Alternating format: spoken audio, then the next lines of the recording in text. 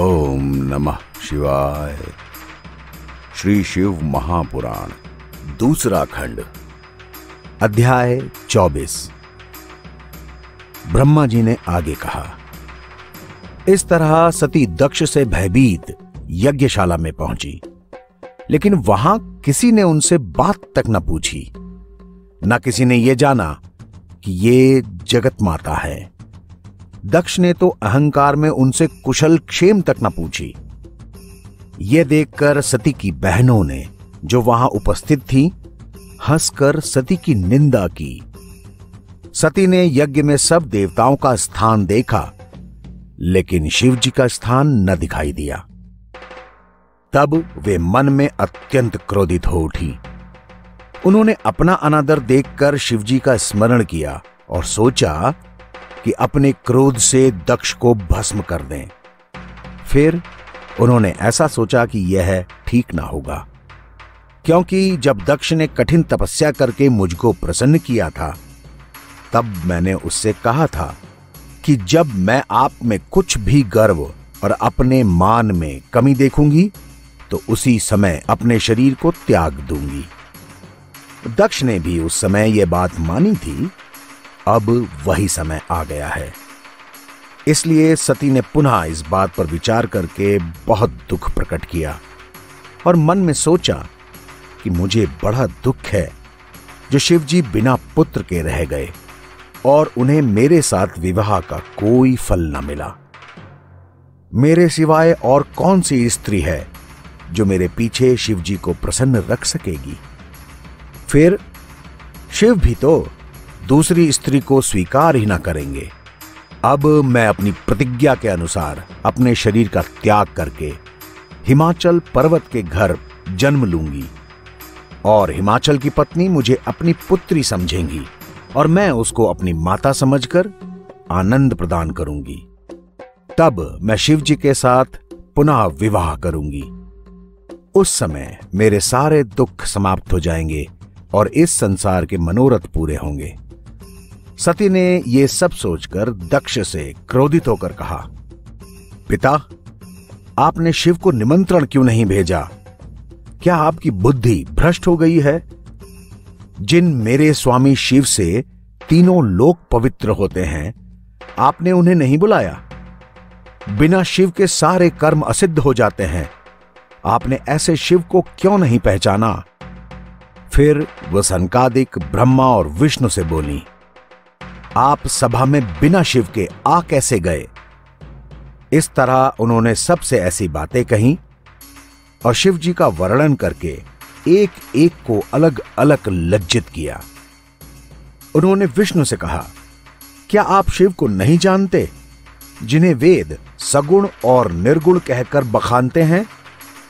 मैंने आपको अनेक बार समझाया है, फिर भी आप धर्म मार्ग को भ्रष्ट करते हैं। हे ब्रह्मन, आप भी बुद्धिहीन हो गए। क्या आप शिव की अपार बल को नहीं जानते? यद्यपि शिव ने आपको अनेक बार कहा, फिर भी आप में बुद्धि नहीं आई। आपके 5 मुख थे। आपने शिव की निंदा की, इसलिए आपके 4 मुख ही शेष रहे।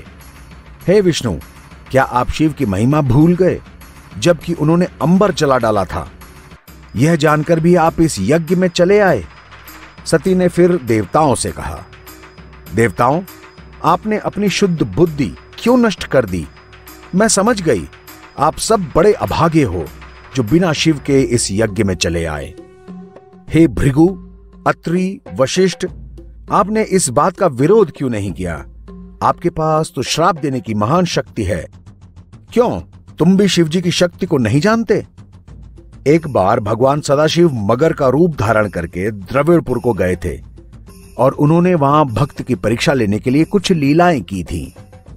लेकिन मुनियों ने उन लीलाओं के रहस्य को ना जानकर शिव जी को श्राप दे डाला और उस श्राप का प्रभाव उन्हीं के प्रतिकूल हुआ।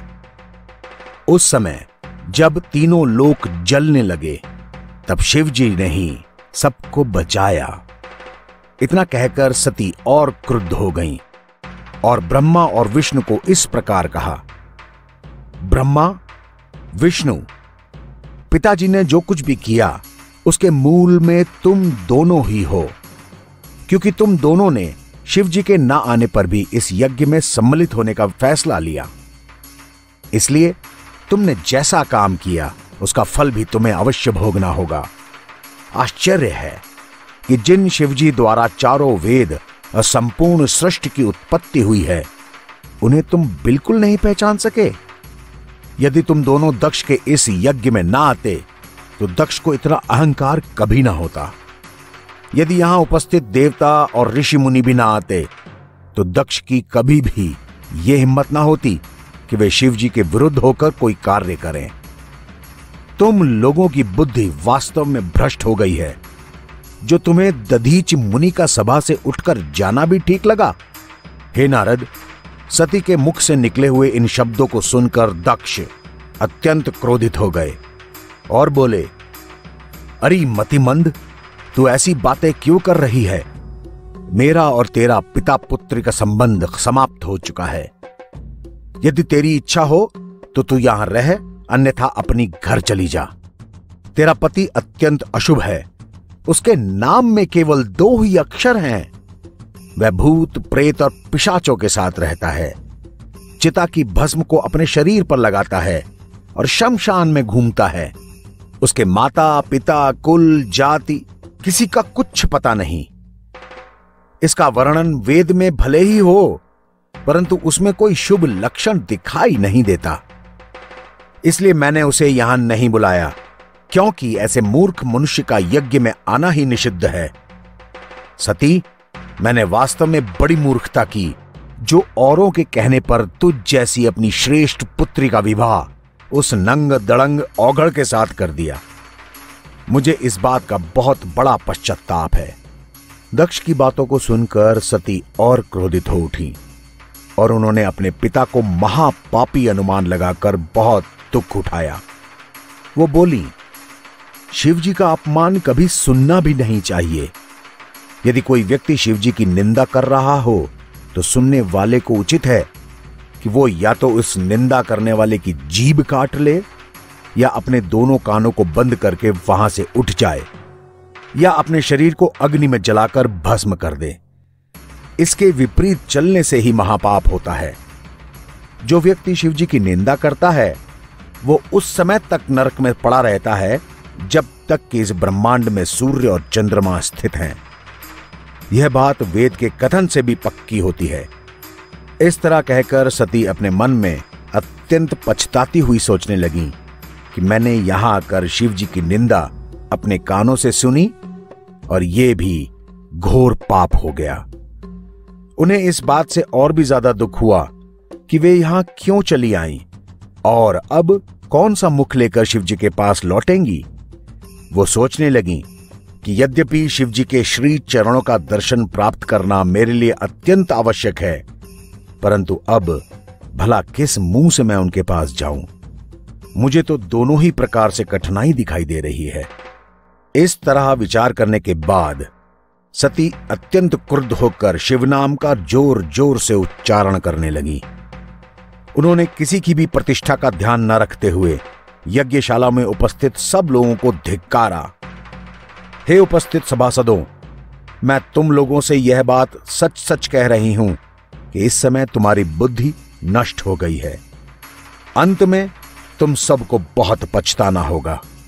तुम में से अनेक मारे जाओगे और अनेक भागकर किसी गुप्त स्थान पर छिप जाने के लिए विवश होगे। इस सभा में जिसने शिवजी की निंदा की है और जिसने भी उसे सुना है, उन सब को महापाप लगा है।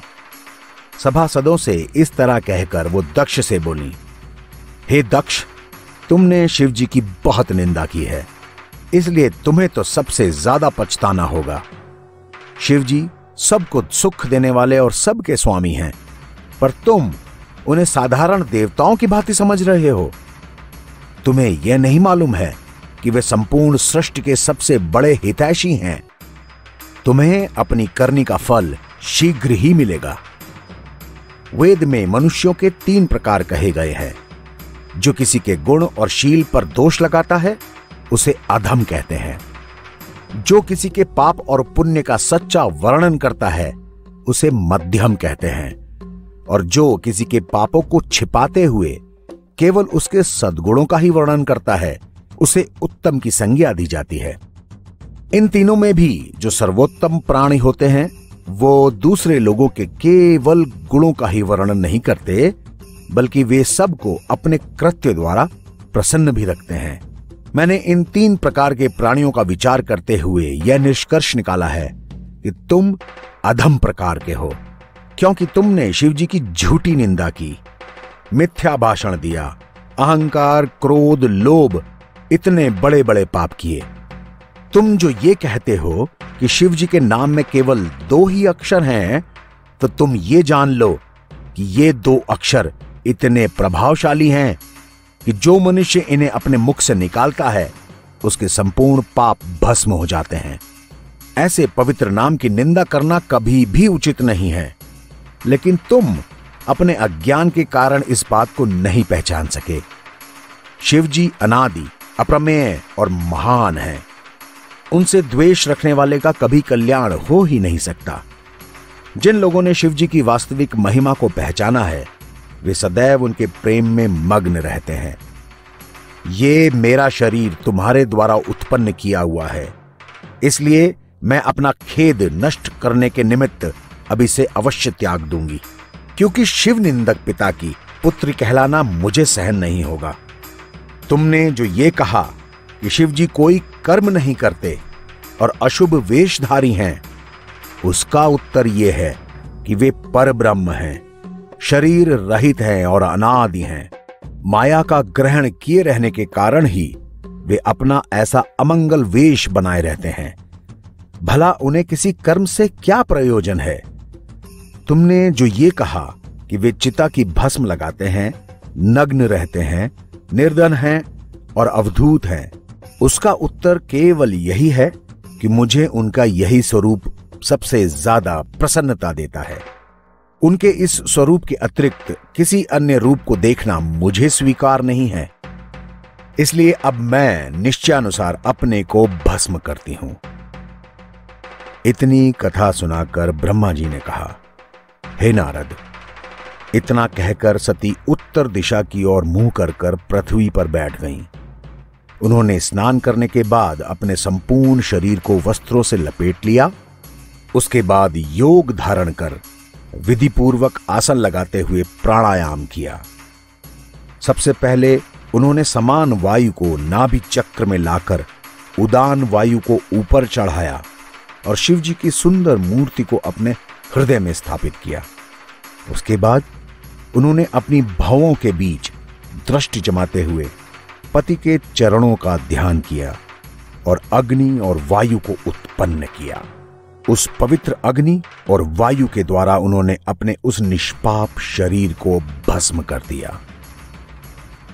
इस दृश्य को देखकर सब और हाहाकार मच गया।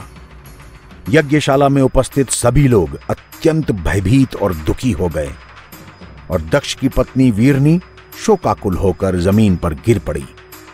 उस समय शिवजी के गणों ने अत्यंत क्रुद्ध होकर वहां पर उपस्थित सब लोगों को संबोधित करते हुए इस तरह कहा,